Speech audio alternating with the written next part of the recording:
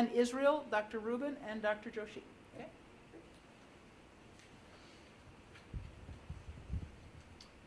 President Preckwinkle, thank you. And to all of you, welcome to the 3rd District.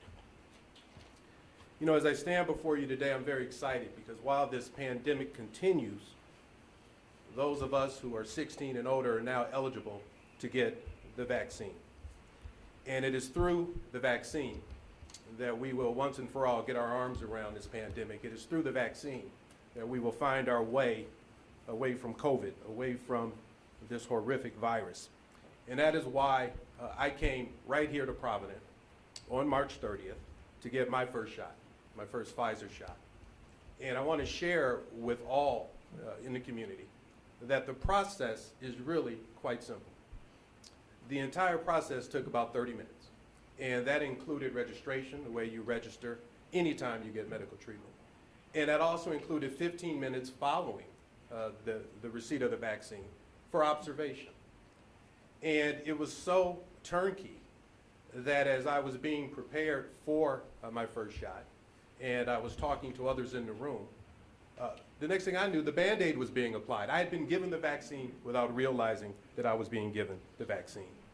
And I want to share after that, I had an ache around the site of the vaccination, but I was able to continue my regular responsibilities and duties without any interruption at all. So I want to be able to give that testimony because I'm well aware of the vaccine hesitancy which still permeates our community. I've heard it throughout the community, I've heard it throughout the 3rd District, I've heard it from my own family members. And that hesitancy is due partly to the legacy of medical racism, such as the Tuskegee study. But that hesitancy is also tied to the inequities in healthcare which continue in certain communities, and certainly in the Black community and the brown community, even this day. So for those who have vaccine hesitancy, I have 2 things I want to say to you. The first thing is, We're good to go. Okay. All right. Good morning, everybody. Good morning, President. I am very grateful to be here this morning. I'm joined by colleagues as we announce the release of our report outlining our vaccine equity strategy. Let me begin by acknowledging Commissioner Bill Lowry, CEO of our health and hospital system, Israel Rocha, Dr. Rachel Rubin and Dr. Kiran Joshi, who are co-leads of the Cook County Department of Public Health. Did I miss anybody? I think I got everybody. Thank you, Israel. All right. This has been an extraordinary year, but we're beginning to see the light at the end of the tunnel. Much has been said about the racial disparities that Cook County residents face. Across the south and the west sides of our county, Black and Latinx residents have gotten sick and succumbed to COVID-19 at alarming rates, and much higher rates than our white residents. These healthcare disparities exist as a result of racist government policies and the lack of access to health care, among other factors. I've been proud of our work as County Board President and with our Board of Commissioners to try to expand access to health care to residents of Cook County over the past decade. But clearly there's a lot more that needs to be done. Until we have universal health care and charity care is no longer necessary, Cook County Health will continue to bear the burden of treating most of the uninsured and underinsured in Cook County. So I always point out that we have 68 hospitals in Cook County, 68, and our 2 hospitals, this hospital, Providence and Stroger, provide more than half, it's about 51, 52%, of the charity care delivered by hospitals in our county. So our 2 hospitals out of 68 deliver more than half of the charity care in Cook County. Until we have a level playing field, investing equitably in communities devastated by the war on drugs, hyper-policing, disinvestment, and environmental racism, Black and Latinx residents will continue to bear the heaviest burden in this and any future crisis. In a county with the dubious distinction of having the largest lifespan gap in the country, I'm going to say that again, Our county has the distinction, the dubious distinction, of having the largest lifespan gap in the country. I'm incredibly grateful to our leaders at Cook County Department of Public Health and Cook County Health and Hospital Systems. Let me just point out, so in Englewood, which is a little bit to the south and west of here, the lifespan is 60 years, life expectancy is 60 years. But in the near north side of Chicago, Streeterville, the life expectancy is 90 years. It's a 30-year gap in life expectancy within our city alone.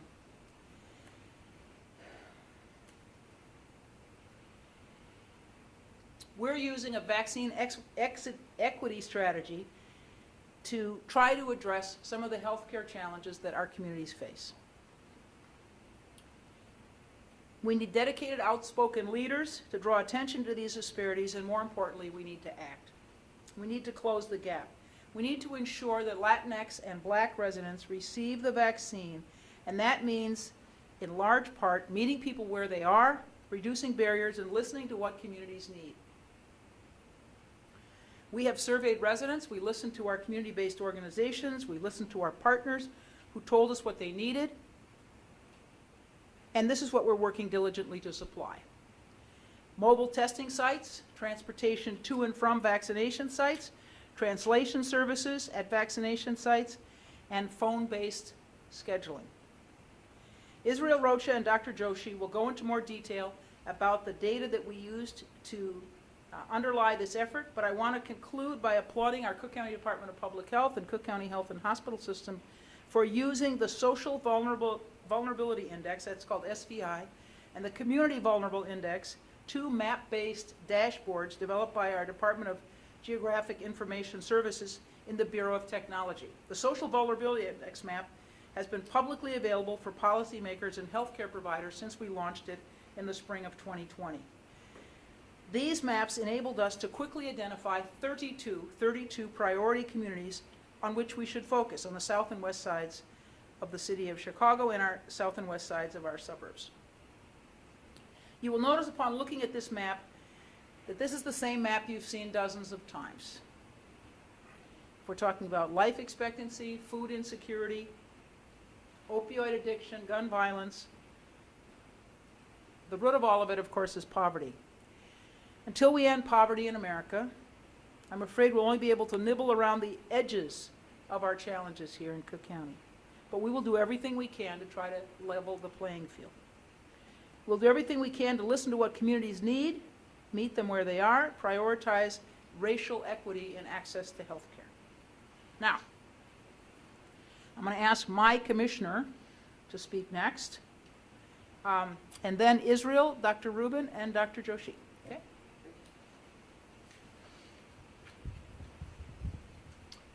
President Preckwinkle, thank you.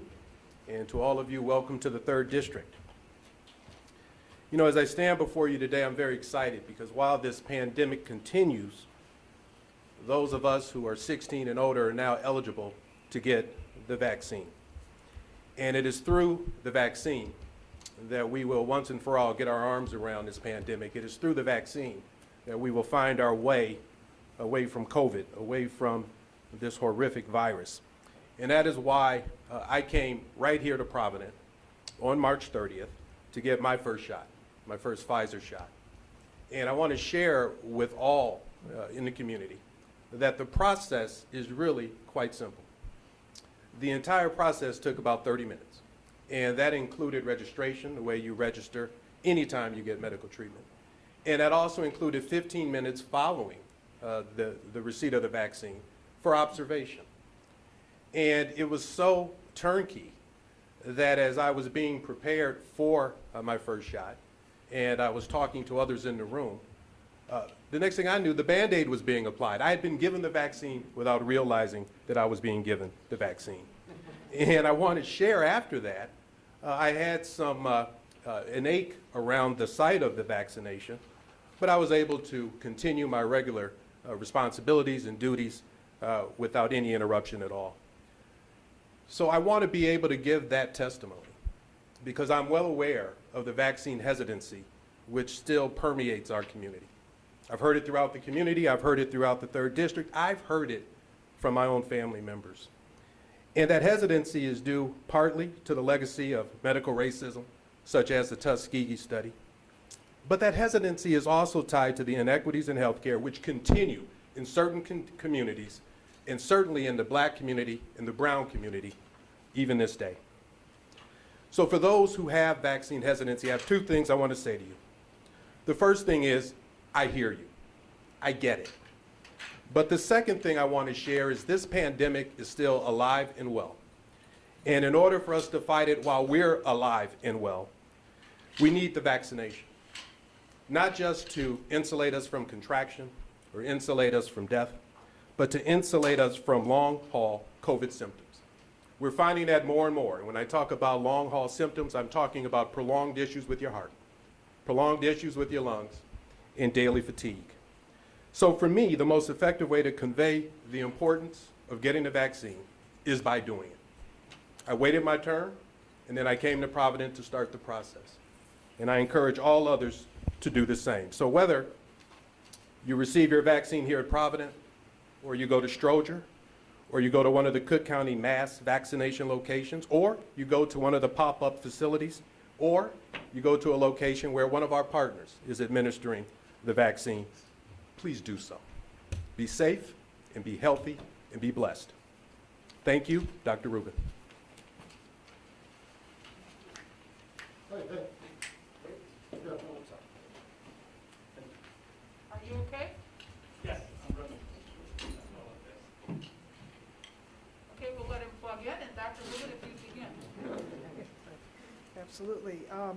Thank you and good morning. Thank you, President Preckwinkle, Commissioner Lowry. And I wanted to update people today about the Johnson & Johnson vaccine.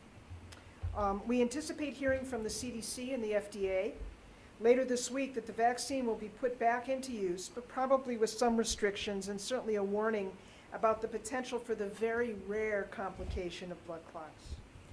Many people are asking for the Johnson & Johnson vaccine, 1-dose vaccine, and we will continue to offer it once it is approved for use again. Our new case numbers are continuing to be high, but it looks like we are leveling off with the daily numbers and our positivity rate. So that's good news. But we need to remain vigilant and have all 3 vaccines, and having all 3 vaccines available allows greater numbers of people to be vaccinated. We are offering many different ways of getting vaccine, including our mass sites, our targeted community sites that are restricted to certain populations, such as the education sector and essential workers, as well as our homebound program where we are reaching individuals who are unable to come out and get vaccinated. Our mobile vaccination operation is in full swing with over 200 events in the pipeline, including ones that we do directly with our Cook County Department of Public Health and Cook County Health System, as well as working with hundreds of partners that we have developed throughout the suburban Cook County area. Our mobile vaccination operation is especially being set up to target the 32 most vulnerable communities in suburban Cook County. So now I'd like to turn the podium over to my partner, Dr. Kiran Joshi, who will address our equity plan and strategies towards reaching the most vulnerable and underserved in our communities.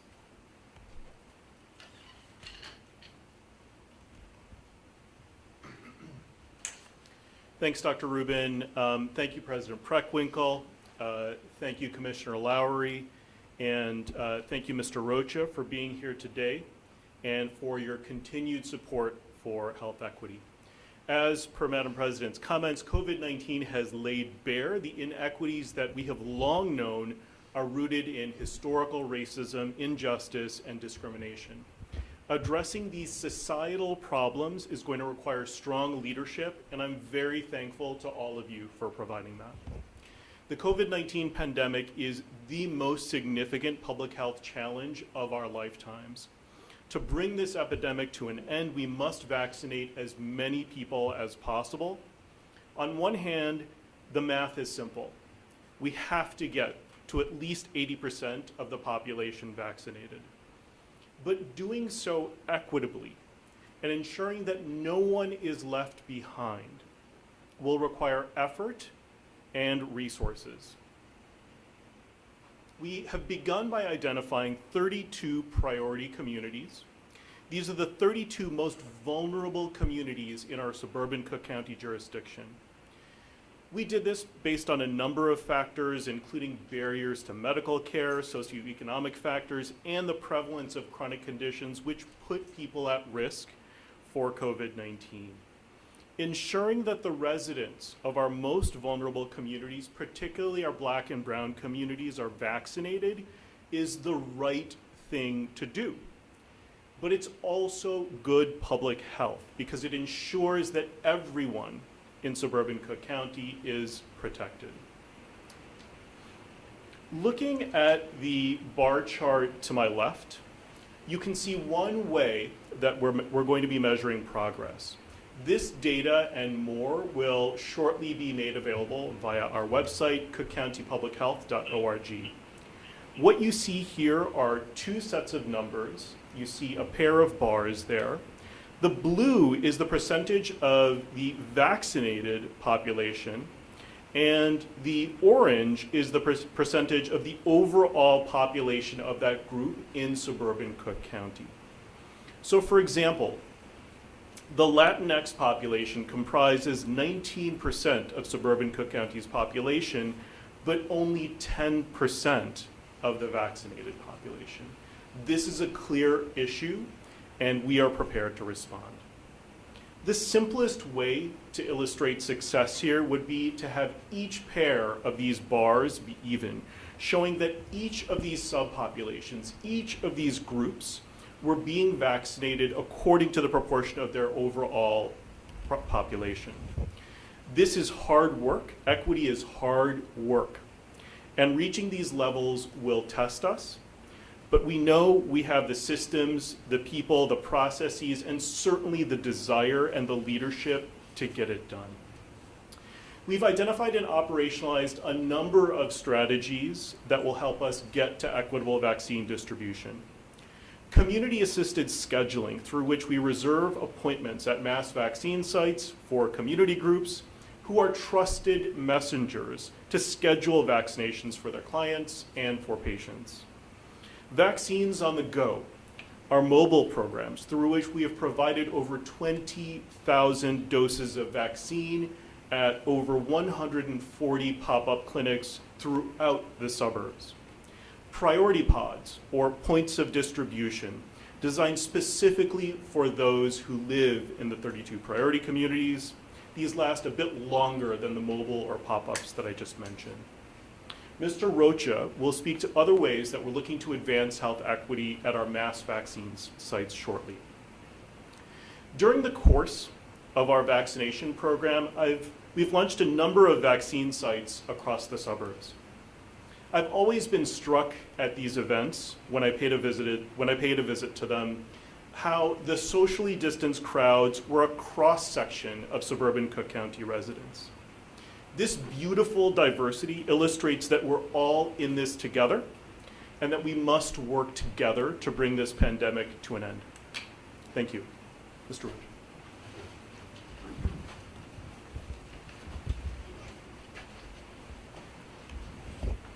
Good morning, everybody. Good morning. Good morning. I'm very excited to be here, and today is both an exciting day and a sobering day.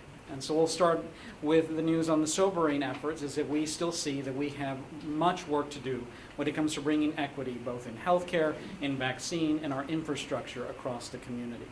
I want to start by thanking President Preckwinkle for always championing our COVID response efforts, for letting us aim and dream big in our attempts to be able to vaccinate as many people as quickly as possible, as equitably as possible, and as geographically dispersed as possible.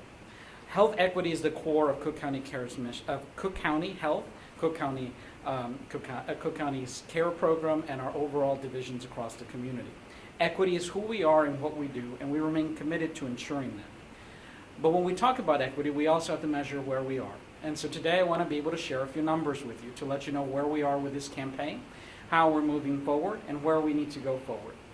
When we started this campaign, we actually engaged our community. We engaged our our talents that we have across and being able to gauge public perception and where people were with the idea of getting vaccinated. So the My Shot Cook County campaign started by engaging individuals to poll our community to be able to determine where we were. And the reason that that's important is because we needed to know how far we are from the great goal of being at least 80% vaccinated across the community. And the reason that's important is you've heard individuals from Dr. Fauci on down discuss that 80% really builds herd immunity. And it's at that point that we believe that we would have the greatest attempt to return to normalcy, putting things like our lives on hold, the distance precautions, with some modifications, and returning to everyday life as quickly as possible. That has always been the goal that we have striven for, as well as ensuring that we get there as equitably as possible. So when we started, we understood from our participants that 48% of those surveyed indicated at that point, and this was at the start of the campaign program, that they would become vaccinated as soon as it became available. 61% of these individuals identified as Caucasian. 43% of the participants that were Hispanic and Latinx said that they were willing to be vaccinated. And 28% of the African American population said that they were definitely planning on getting vaccinated. So we quickly understood that at a starting point, we had a bridge that we needed to climb and that we needed to do better in helping to do those strategies. And so we worked really diligently to ensure that we did a few things. One, our mass vaccination programs were always located in zip codes and communities that had the greatest percentage of infection and were identified by the Cook County Department of Public Health as being communities that had the greatest need to be able to get vaccinated. And the reason we did that is that we knew that there are certain inequities that just exist. Sometimes it's harder to get to locations. Sometimes it's harder to get time off work. Sometimes it's harder to be able to get access to the medicine that you need. And so we worked hard to find sites. And we were very successful in a partnership with the county and their vision by finding old big box retail stores that had closed. And these meant perfect opportunities for us to be able to go into, to open up hot sites, to have empty convention centers, to bring the vaccine to where people lived and worked, and especially those that needed it most, and trying to bridge as many barriers as possible. However, when we got started, we knew that there was a large pent-up demand of individuals who wanted to get vaccinated. And we couldn't just say that we were open for everyone immediately to come in because we would run out of vaccine. People would wait long distances, and when infection rates were still high, we would put people at risk. So Cook County, as well as all communities across the state and all mass vaccine centers, were getting started with a website registration program. Cook County was one of the first areas in the country to open mass vaccination pods to be able to help people get vaccinated. And it was one of our first strategies, along with doing pop-up sites. You heard Dr. Josie talk about equity strategies. And so today, we're very happy to share some exciting news. So I'm going to give you a few numbers to let you know where we are. And I think that it's truly exciting, in especially recognition that we've been at this probably a little over 80 days. We opened our first site on January 26th. And so in a very short time, 80 days, we have been able to get started, move forward as quickly as possible, and have some great success in helping to bring vaccine to the community here in Cook County. So we'll start with the first number that I want to share, and that we are now over 20% of our population, and that's everyone, including those that are eligible and not eligible at this current time, 20% have been fully vaccinated. That is a huge accomplishment.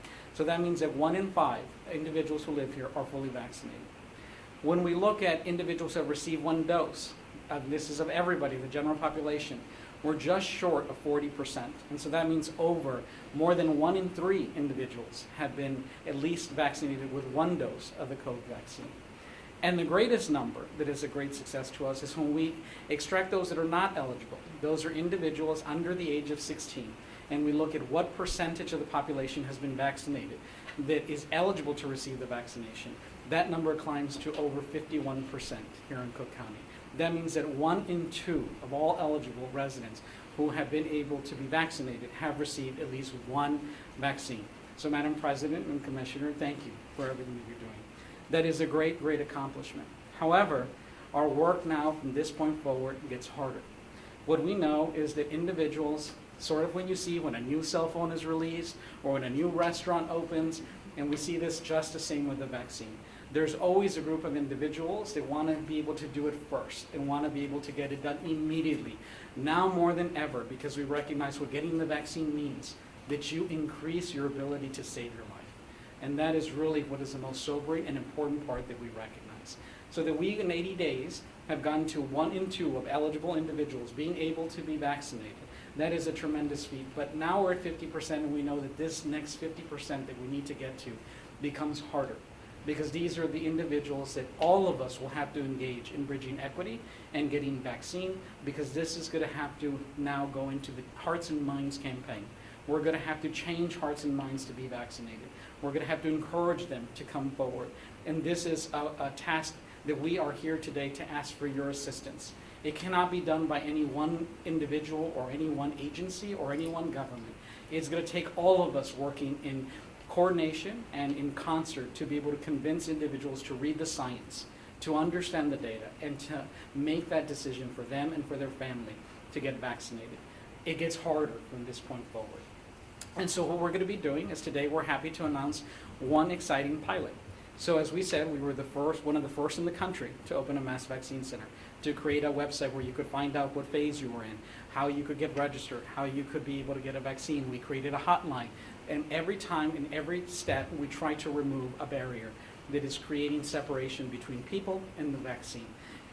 Because we have been so successful, and as we've seen from our data, from our statistics, that we're now at about 50% of eligible residents have at least had one vaccine, and then that means automatically that they're scheduled to get a second vaccine, so that's just a matter of time. The next percentage gets a little harder. And so we've been monitoring very carefully our vaccine supply, our uptake, our appointments, and we have been ready for this moment, and we're happy to be here.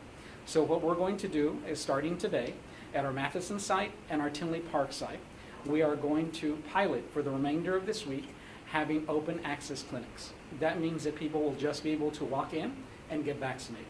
We're going to see how this moves forward. This removes one bridge, which was the use of technology, that separated individuals from being able to get vaccinated. Very soon, they're short after, and we'll be announcing in short order, we're going to expand hours. We know that people sometimes cannot take time off work between the hours of 8 and 5 to be able to come in and to get vaccinated. So we're going to create new types of hours to be able to reach out more to individuals. And the reason we're able to do this now is because we're at that 50% mark. And so before, when we were concerned that we would have a large bolus of individuals at the site uncontrolled, waiting unnecessarily, exposing themselves to infection risk, now that we're at this point and we see that there is some reduced demand online, we now can be able to pace and ensure with confidence that we can open up safely to walk-in open access sites. And so the two test pods, again, will be our Madison site and our Tinley site only. The rest will remain at appointments, but those two sites will be our pilot projects. And that is pretty much what we do. When you saw how we opened up our equity pod, you saw that we opened up at one place and we replicated. When we started our mass vaccine pods, we created one at Tinley. When it worked, we replicated, and now we're up to 6. And when we started with a few hundred vaccines a day, we now, for the last 5 days, have consistently given over 14,000 doses a day on vaccination, and making our effort to continue to aggressively vaccinate Cook County as quickly, as efficiently, and as equitably as possible. And so today is a great day for us to say that we're now entering the next phase. And that means that we've been incredibly successful and efficient in a short amount of time to be able to move forward. When we look at per capita basis, and that we're at 50% of eligible population, that puts Cook County as one of the highest performing counties in the state and in the country in getting vaccine. And when you look at our size, and you look at the complexities that we have in our county, both by geography, by work, by just community, and all the things that we need to do, that is a tremendous accomplishment, and all of our partners deserve to be congratulated, because it's not just one organization or one area. There are our Cook County Department of Public Health, our team, our vision and leadership of our president and our commissioners. We have been able to far reach and bring in many providers, well over I would say over 250 providers that we work directly, and countless more that are working to vaccinate across both the city and the county have been able to reach this great success. And so we're very excited to be here. We know that this will continue to move forward. But before we go, I also want to make sure that we stress a few other things. And that is, when I said that it is our mission to really change hearts and minds, and when we're talking about equity, we have to remember what that means. Unfortunately, this disease was not equitable in its infection, and meaning that it impacted communities of color with a much greater percentage. And so we talked about our numbers today, about the success. I also want to talk about the risk before we leave, so we can know how serious this is, and especially for the communities of color. Communities of color are 3 times more likely to get infected. Communities of color are twice as likely to succumb to death because of COVID-19. Again, I would say that again, 3 times as likely to get infected, twice as likely to die. Those are the statistics that we're talking about. So when we talk about this next phase, I ask everyone, with every effort that I have, to please talk to your individuals. The work starts with you. We need you to call your friends, to call your families, to encourage your colleagues. For those of you that have been vaccinated, you are the living example for many people who you may not even know you're serving an example to, that it is safe to get the vaccine. We hear every day that there are some complications. You might get a pain in the arm. You might have a few days that you may not feel as well. But no statistic and no number says that anywhere within the vicinity that the risk of getting the vaccination are anywhere equivalent to the risk of getting COVID. We know that that is substantially greater. And for me, this has always been a personal mission, as I've had members of my family who have passed through COVID. But most disappointing and most alarming, and what ignites my effort to make sure that everyone gets vaccinated, I've also had the sad event of talking to someone, encouraging them and asking them to get vaccinated, and then hearing that they're deciding not to, and then getting that very sad phone call that they have passed and succumbed to COVID. The ability to save a life more than at any point, probably individually in our history or our life to date, never have we had the ability to save a life greater than we have today. We know that if people get vaccinated, the likelihood of their mortality to COVID drops dramatically. And so each one of us has the ability to save a life or to save the life of many, depending how much we want to discuss publicly the true facts about the vaccine and about COVID. And the reason I'm really making this point today is because the work to be able to bridge equity, the work to be able to get individuals vaccinated, and the work to get us all to that precious 80% is the work of us all. No one entity, no one organization, no one strategy is going to be able to help us be successful in bridging the gap that we have in equity and in getting to herd immunity so that we can get back to the life that we all love in a safe way, that we can gather, that we can be with our families, that we can be with our loved ones, our colleagues, and celebrate that we have put COVID behind us. So I want to thank everybody and thank the community and everyone listening for all their great work, because 51% is not the effort of any one individual, it is a collective effort to get here. It is a collective effort for the success that we've had in such an incredibly short time. But it is a sign of success, a sign that we can do this, and a point of renewal for us to recommit to the idea of ensuring that we, with every effort of equity built into our ability, continue to vaccinate as quickly as possible to get to that beautiful day of herd immunity. So I want to thank everyone for their partnership, for their vision, for their leadership, for getting us here. And again, in equity, we're dropping one area of complication between people in the vaccine today and our Madison and our Tinley site. You can actually come in, walk in, we welcome you, join us, come get vaccinated, and if that works, we're hoping very quickly to continue to our other sites, along with the programs that Dr. Joshi talked about, which is Vaccines on the Go, where we will come to the communities where we live and work. We're hoping to get our vaccines at work, be able to have transportation assistance programs, as well as many other things that we're going to be launching to ensure that there are no excuses between any individual getting their vaccine and being able to get vaccinated. And so we're going to make that decision as easy as possible, as seamless as possible for everyone today. So to all the residents of Cook County, thank you for your willingness to get vaccinated. We have more work to do, but the work to bridge equity and the work to get our community vaccinated now falls on all of us because it gets harder from here. Thank you all for your success and for the time. Thank you. I owe an apology, David. I think I forgot to introduce you. David Jones is our sign language interpreter. All right.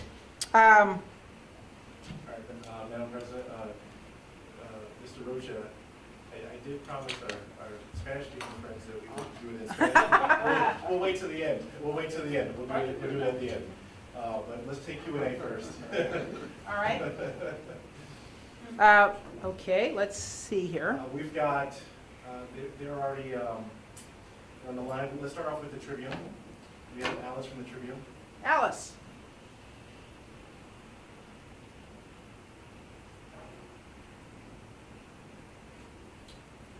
Alice? All right, we've got Martin. Hello? Yes. Alice? Oh,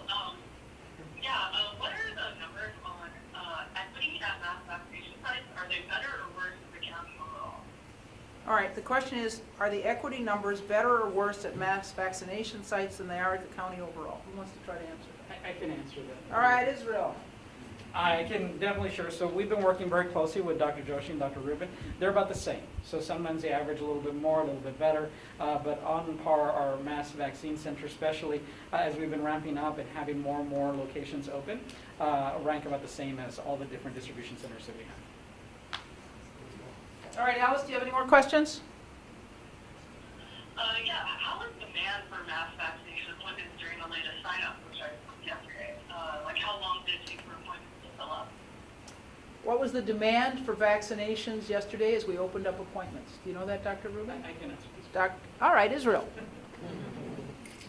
So that's really what we talked about today, about being able to open up to appointments. We've been using demand from our site to really track how many people we have pent up that want to get the vaccine and how we can convert it and pivot to different strategies. So yesterday, we saw a little bit longer to be able to fill the vaccine, which was what the emphasis to us to be able to say we're now ready to move into walk-in sites. When that was really going, when we opened this up, they would go within 5-10 minutes. We saw that grow over the last few weeks from minutes to maybe an hour or two to fill it up. And now we're seeing a few hours to be able to book those appointments. And we were able to also get more vaccine. That is really the benefit that we want to also be able to share, is that we had always been limited by vaccine. And yesterday we were able to announce some appointments, and today we were able to open more slots, especially Madison and Tinley, because we got additional vaccine that was supplied in today, and we have more coming in for the remainder of the week, and we continue to get more. And so we have seen a little bit of reduction in the demand for online appointments, but we also look at the numbers that we presented today and see that we have much work to do going forward. So that has let us pivot to still have our online system available, but to create a walk-in system in the areas where we think one, we need to close the greatest gaps in equity, but we also have availability of appointments. Common question, according to IDPH numbers from February to now, the gap between the percentage of white people fully vaccinated versus Black and Hispanic people fully vaccinated seems to have gotten wider. Can you talk about whether that worries you as you go about these equity efforts? All right, the question is, according to IDPH figures, the disparity between the percentage of whites vaccinated and the percent of African Americans and Latinx residents being vaccinated has gotten wider. Thanks for that question. I can't speak to the IDPH numbers in particular, but I will say this. As per Madam President's comments and Mr. Rocha's comments, there is a lot of work to be done here. We are very clear about that. And that work is going to consist of bringing the vaccine to the people through the various approaches that we described. That's going to take time, it's going to take effort. I think the period where we were seeing a lot of surge in demand with the early adopters, in the same way that you would see people lining up to buy that iPhone when it first launches, it's changing now. So again, we need to be more intentional, we need to work harder, and we need to be out into the community getting the vaccine to the people. Thanks. Alice, do you have any further questions? All right. Thank you. All right, who's next? Chicago tonight. Chicago Tonight. Hi, thank you for taking my question. I was wondering if someone could speak a bit more about the and Madison for the walk-in appointment, and as well as how you understand what the balance of the walk-in is, because we have 7 of them with us. All right, I'm sorry. So the question is, why did we choose Madison and Tinley Park to be our walk-in sites? And what was the second part of your question? I lost you. Oh, sorry. How the county's going to balance those walk-in appointments with those who have scheduled appointments at those same sites? All right. So why did we choose Madison, and Tinley Park? And how are we going to balance out the people who had appointments and the people who walk in? Hi. So first, we picked those locations. One, Tinley has been in operation the longest, so it's really been the community that is in that area has had a lot of opportunity to get vaccinated, and so we were seeing some availability of appointments there. Madison is new, and so when we look at both of our locations, a percentage of their efforts are given to first vaccinations. It's then an additional amount of vaccines are for second doses that need to be given. Madison doesn't have the second dose load right now because we just opened it up, so it has primarily first doses. And both Madison and Tinley are near communities that we want to be able to close the gap even further. Areas that we've identified that have greater equity, closing opportunities to be able to get more individuals. So those were the communities that we picked to go first. We had some additional vaccine that we were given, and so we were able to test that. On balancing between appointments and availability of vaccine, again, we were able to increase the number of available slots to make sure that we could fill that. We're going to be monitoring every hour, and then we're going to be working with the community to let them know when they arrive so nobody has to wait needlessly, to be able to look at the flow of the vaccine product, the flow between individuals who have appointments and who don't, and then we'll also create expedited processes for both, for people who are walking in and people who are there to get their scheduled appointment, to make sure that everyone is moving as efficiently as possible on both sides. All right, WTTW, do you have any further questions? No, thank you. All right, We have Caroline from the Daily Line. Caroline? Daily Line? Yeah, thanks so much. Yeah, good morning. Good morning. I've got two questions. One is, what timeline do you anticipate opening further open walking clinics, assuming that the two pilot sites work as you expect them to? All right, what's the timeline for opening up more of our mass vaccination sites to walk-in? So as we said, the pilot is for this week through Saturday. We're going to look at the numbers, we're going to see how it went, and then we're going to quickly determine how quickly we can expand that to our different pods. The goal has always been to get here to this day, and we're excited to be here. We're excited that it's available, and we hope to continue to work with also additional groups to get educated about this. So we're going to look at the numbers, hopefully through this Saturday. It's a pilot. If it works and we're able to make sure that everyone is taken care of as fast as and quickly as possible, and that it provide additional access, we will hopefully be announcing later on this week or early next week what our schedule and our intent is for the rest of our sites.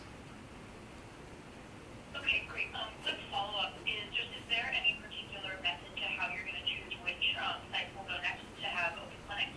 All right, what's the methodology for choosing the next round of open sites? So, we will look, of course, working in partnership with our team, both from our mass vaccine team as well as the Cook County Department of Health. We always want to look at equity. We've been very clear that we look at the CCVI Community Index, and then we're going to look at demand and how we can use that demand as we release appointments, and also the availability of vaccine. Okay, thank you so much. One last question is, I'm wondering how the Johnson & Johnson pause in vaccine administration has impacted whatever homebound vaccination program that the county is running, and I'm wondering what percentage of Cook County's homebound residents are vaccinated that you know of. So how has the pause in distribution of the J&J vaccine impacted our efforts to vaccinate the homebound population, and what's the number or percentage of our population that's homebound? Dr. Rubin?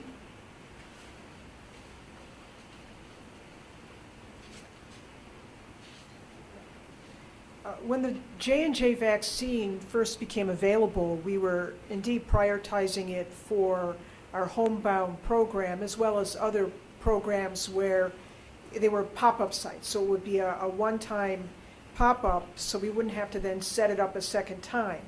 And so we were prioritizing the J&J vaccine for those purposes. We've been able, luckily, to work with most of our partners that have been delivering the homebound vaccine to individuals in their homes, obviously. Many of them have been able to switch over from using Johnson & Johnson to using, in particular, Pfizer. So it means that they will have to be going back to those homes a second time. Some individuals didn't want that, and they wanted to wait until J&J was put back out for use. And very few of our partners also said that they preferred using the Johnson & Johnson and were not equipped to switch over to the two-dose vaccine. but that was really a very small percentage. So our homebound program has continued to move forward throughout this last week without the Johnson & Johnson. But of course, once we get that back, that will further accelerate that program. We have right now to date vaccinated over 600 homebound individuals throughout suburban Cook County. I don't know the actual number of people that are homebound. I'm not sure that those numbers are even collected in a organized fashion. So unfortunately, I cannot comment on that universe of people. But we have a system where individuals can sign up. We are also working through home health agencies who have individuals, clients who are indeed homebound to help us identify individuals in that situation. Also, Age Options is another partner that's helping us do that. But if individuals want to sign up, they or a family member or a friend can go to the vaccine.cookcountyil.gov, and there is a box at the top for people to click on and to sign up for homebound vaccine, and we will review that application to make sure that indeed that individual is homebound and cannot go elsewhere for a vaccine, and then we will arrange with one of our partners to get the vaccine scheduled. Okay, thanks so much. All right, do we have anybody else in the line? Yeah, we have Marnie Pike from the Daily Herald. Marnie? Hi, how are you? Good, thank you. I wanted to ask, how is, just to clarify, so there are going to be the Madison and the Tinley Park mass vaccination sites will open up for walk-ins to the pilot project now. Is that correct? And how does it work? People just show up? Sure, absolutely. Open access means open access. Come on down. And so how it works is we still have some scheduled appointments, and so we'll have a process for those scheduled appointments to be seen. And you know, they'll be a little bit longer, I'll be honest, to be a walk-up, because we'll have to get your information and get you registered. Individuals on site are able to bypass some of those registrations. So that's still the benefit. And for individuals who are really concerned about timing, we encourage you, our site remains open and you can still book those appointments. So that does cut down some of your wait time. But for individuals who, and we've always known that technology is a barrier, and so we're very happy to be here at this point where we now have an ability to be able to bring this forward safely. And so open access just means that come on down, we'll register you, we'll give you the information, we'll educate you, and we want everyone who's listening to join us, and we'll pace that. And as we said, we're going to be pacing by hour, we're going to have controls to make sure we can do it safely, and that we have the vaccine product on hand. If for any reason that we run out or run short, we will let you know, so you don't have to wait needlessly. And so we will always be doing that. And so we encourage everyone, this is a great opportunity. If you've been hesitant to use technology, now's the time. Just come on to our Madison and Tinley locations, and we're happy to serve you.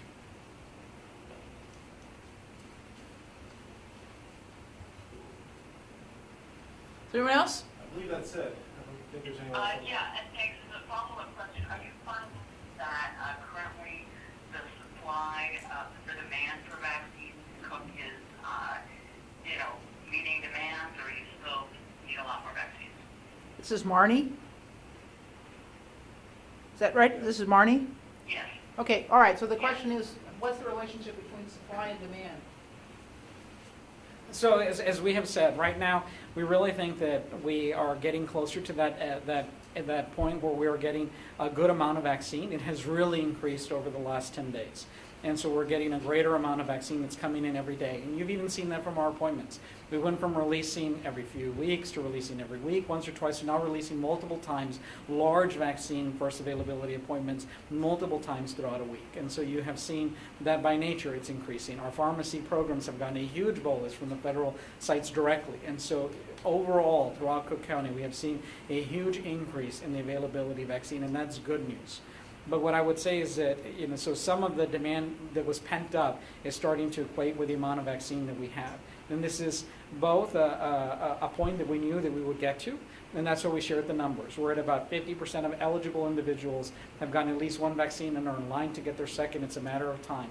And we knew that as we get closer to that 80%, it gets harder. And so now we need to pivot and have some strategies. It won't be as easy as just putting a website and having people come. We're going to have to change hearts and minds. We're going to have to change our strategies of distribution and be able to react quickly. And that is what has been our success to date. And then this availability to open these appointments is a new strategy in how we're ensuring that we have continued success into the future when we have to work harder to get people vaccinated. So to answer your question, we are starting to get to that equilibrium point, but I want to be very cautious. It doesn't mean slow down on the shipments of vaccine that we're getting, because we're just getting to that safe place where we can have enough vaccine to vaccinate enough people timely, and that is really the goal. Because before, when we had people who wanted the vaccine and were waiting, that is not fair, and something that we were always trying to bridge, and we were playing catch up. Now we're getting closer. I wouldn't say we're quite there yet, but we're getting closer to a point of equilibrium between demand and vaccine. And that's where we're able to test some new strategies. And we hope to go from there, and we hope to get even better. All right, Nick, are there any further folks on? Thank you, Marnie. I believe that's it. All right, is there anyone else on the line? Okay, thank you all. All right, no, Israel has to say something in Spanish. Yeah.